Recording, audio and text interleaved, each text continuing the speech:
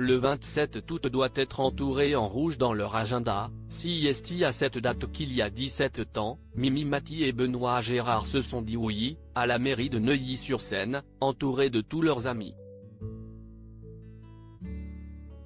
Un mariage romantique à souhait, pour lequel les amoureux ne s'étaient rien refusé. L'humoriste avait en effet choisi la plus belle des robes de princesse, une tenue saluée par tous les invités présents.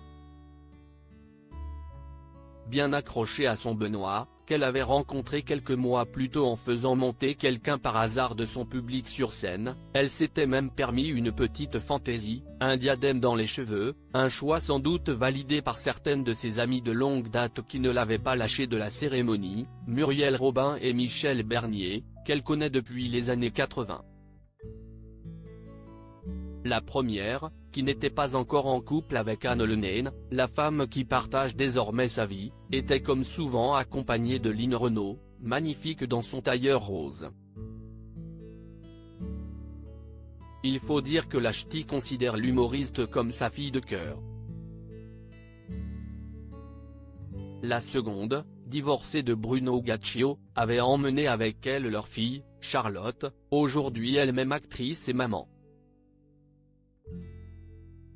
Parmi les proches des mariés, on trouvait également Michel Fugain, rayonnant derrière la mariée avec sa fille aînée Marie.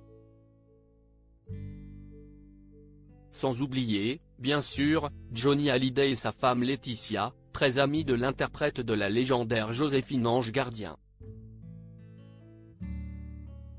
Le chanteur avait même été son témoin et ne lui avait pas lâché la main sur le parvis de la mairie, sûrement très ému par le moment. Dans les autres invités célèbres, on avait pu remarquer Jean-Claude Camus, puissant producteur de l'ombre très proche de toute la petite bande d'amis.